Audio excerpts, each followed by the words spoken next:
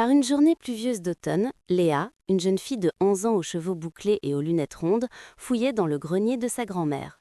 Elle adorait explorer ce lieu rempli de trésors oubliés, de vieilles malles et de souvenirs poussiéreux. Ce jour-là, alors qu'elle ouvrait une petite boîte en velours bleu cachée derrière un miroir antique, elle découvrit quelque chose d'extraordinaire, un bracelet en argent orné de pierres violettes scintillantes qui semblaient briller de leur propre lumière. Le bracelet était magnifique, avec des gravures mystérieuses tout autour. Sans réfléchir, Léa le glissa à son poignet. À l'instant même, elle ressentit un frisson étrange parcourir son bras, comme si le bijou prenait vie. Elle voulut l'enlever, mais le fermoir semblait coincé.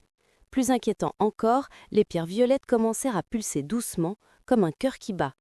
Léa descendit rapidement l'escalier pour montrer sa découverte à sa grand-mère, Mamie Rose, une femme aux cheveux blancs qui sentait toujours la lavande. Dès que Mamie Rose aperçut le bracelet, son visage devint pâle. « Où as-tu trouvé ça » demanda-t-elle d'une voix tremblante. « Dans une boîte au grenier » répondit Léa, surprise par la réaction de sa grand-mère. Mamie Rose s'assit lourdement sur une chaise et soupira profondément. « C'est le bracelet de Morgana. Je pensais l'avoir perdu il y a des années. Ma chérie, tu dois l'enlever immédiatement. » Mais le bracelet refusait de s'ouvrir. Peu importe combien Léa tirait sur le fermoir, il restait solidement attaché à son poignet. Mamie Rose expliqua que ce bracelet appartenait autrefois à son arrière-arrière-grand-mère, Morgana, une femme mystérieuse qui vivait au XIXe siècle. On disait qu'elle possédait des dons étranges et que ce bracelet était lié à une ancienne malédiction. La légende raconte que celui qui porte le bracelet sans en connaître le secret sera hanté par des visions et des événements étranges jusqu'à ce qu'il résolve l'énigme de Morgana, murmura Mamie Rose. Cette nuit-là, Léa ne put fermer l'œil. Les pierres du bracelet brillaient faiblement dans l'obscurité et elle commença à entendre des murmures, des voix anciennes qui parlaient dans une langue qu'elle ne comprenait pas. Puis, soudain, elle eut une vision. Elle se voyait dans une vieille maison devant un tableau représentant une femme aux longs cheveux noirs et aux yeux perçants.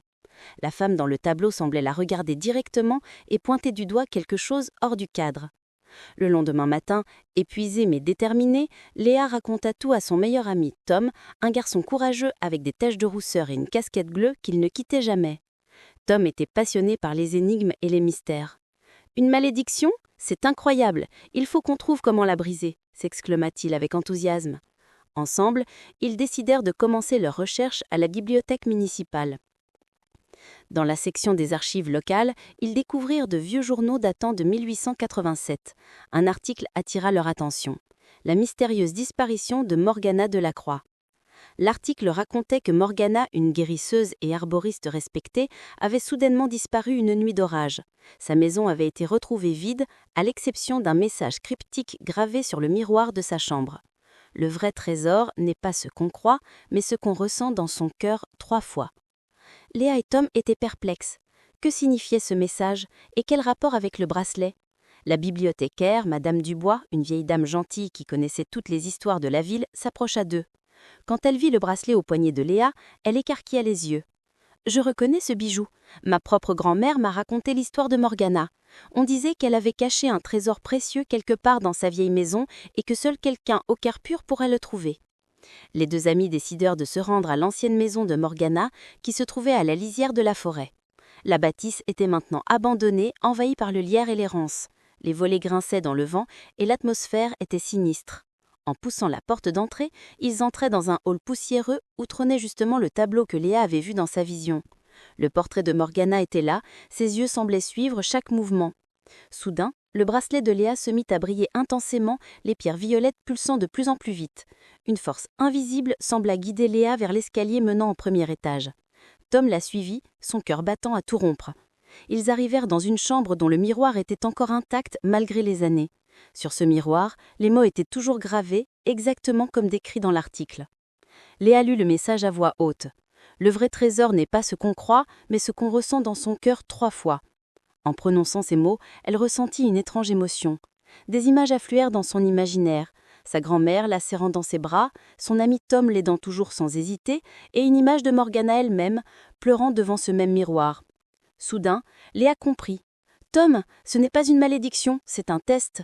Morgana voulait que seulement une personne capable de comprendre la vraie valeur des choses trouve son secret. » Elle se tint devant le miroir et plaça sa main sur son cœur. « L'amour, dit-elle avec conviction. » Le bracelet brilla. L'amitié, ajouta-t-elle en regardant Tom. Le bracelet vibra. La famille, conclut-elle en pensant à sa grand-mère. À ces mots, le miroir commença à s'illuminer. Derrière le miroir se trouvait une cachette secrète. À l'intérieur, il n'y avait ni d'or ni de diamants, mais des dizaines de lettres attachées avec un ruban rouge. C'étaient les lettres que Morgana avait écrites à sa fille, qu'elle avait dû abandonner jeune pour la protéger d'une épidémie.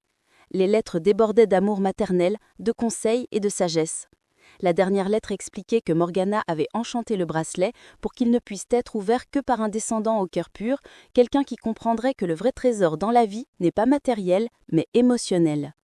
Au moment où Léa finit de lire la dernière lettre, le bracelet s'ouvrit tout seul et glissa doucement de son poignet. Les pierres violettes brillèrent une dernière fois avant de s'éteindre. Léa ressentit une paix profonde l'envahir. La malédiction n'en était pas vraiment une, c'était un message d'amour à travers les générations. De retour chez sa grand-mère, Léa lui raconta toute l'histoire et lui donna les lettres. Mamie Rose pleura en lisant les mots de son ancêtre, découvrant enfin la vérité sur Morgana. Elle n'a pas disparu. Elle a donné sa vie pour sauver les autres pendant l'épidémie, murmura-t-elle avec émotion. Et elle a laissé ce bracelet comme un héritage, pour nous rappeler ce qui compte vraiment. Léa plaça le bracelet dans une vitrine spéciale, où il continuerait à briller doucement, non plus comme un objet maudit, mais comme un symbole de l'amour qui traverse le temps. Elle avait appris que les mystères ne sont pas toujours ce qu'ils semblent être, et que parfois résoudre une énigme signifie découvrir les vérités les plus profondes du cœur. Tom et elle étaient devenus encore plus proches après cette aventure, et chaque fois qu'elle regardait le bracelet, Léa se rappelait la leçon de Morgana. Le vrai trésor est toujours l'amour que nous partageons avec ceux qui nous entourent. Et ainsi, le mystère du bracelet maudit fut résolu, non par la magie ni la force, mais par la compréhension et l'amour, exactement comme Morgana l'avait voulu il y a plus d'1 siècle.